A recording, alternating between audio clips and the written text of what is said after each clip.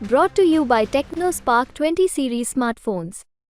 अगर 2-3 लाख आदमियों से ज्वाइन करवाना है तो हमारे हरियाणा में आके रैली मैं करूँगा वहाँ, और हमारे 1000-2000 साथियों से करवाना है तो फिर दिल्ली में भी कर सकते हैं।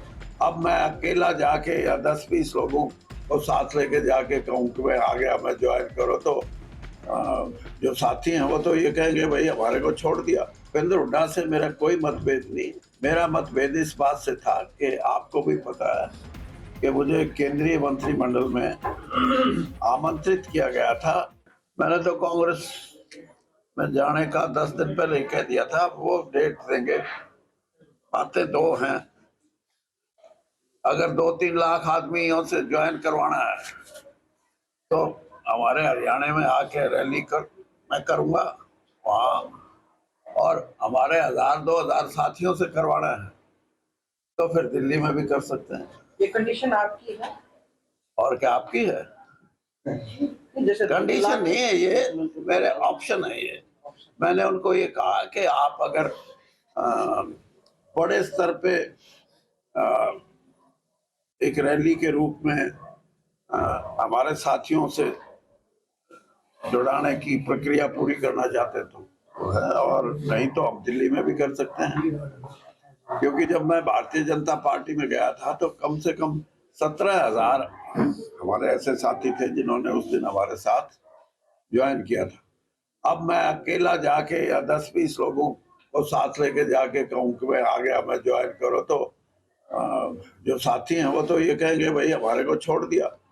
तो इसलिए सब हम इकट्ठा होके, दिल्ली में उसका साइज छोटा होगा, 1000-2000 हो सकता है, क्योंकि दिल्ली में, बाकी बाहर अगर हरियाणा में करेंगे तो 2 लाख की हाजिरी में हमारी कांग्रेस में वापसी होगी। कब तारीख रखी गई? तारीख कोई कब समय, कोई समय रखा गया? तारीख मैंने बताया ना, मैंने 10 दिन पहले ये दोनों बातें कही हैं। अब कांग्रेस हाईकमांड को ये फैसला करना है, नंबर 1 कि वो दिल्ली में कराएंगे या हरियाणा में। नंबर 2, जो आप करें तारीख, वो भी वही निश्चित करेंगे।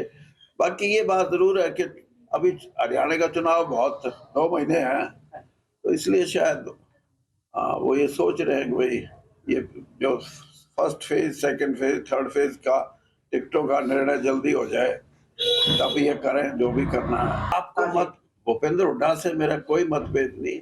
मेरा मतभेद इस बात से था कि आपको भी पता है कि मुझे केंद्रीय मंत्रिमंडल में आमंत्रित किया गया था शपथ ग्रहण समारोह में, और मेरे हजारों साथी वहां पहुंच गए थे। उसमें जो बाधा हुई उसका एक बड़ा कारण था कि मैंने, हालांकि मैं श्रीमती सोनिया गांधी से मिल के गया था, और कोई ये भी नहीं था कि कोई नाराजगी थी, लेकिन ये था कि मैंने ये कहा कि मेरे जो साथी हैं उनमें एक भावना है कि भाई जो कांग्रेस पार्टी में मेरा स्थान था, ये जो किस्सा हुआ कि शपथ ग्रहण से 5 घंटे पहले मेरे को कहा गया कि आगे देखेंगे, इससे मेरे साथी भी आहत है, मैं भी, इसलिए हमने कांग्रेस छोड़ने का फैसला किया था।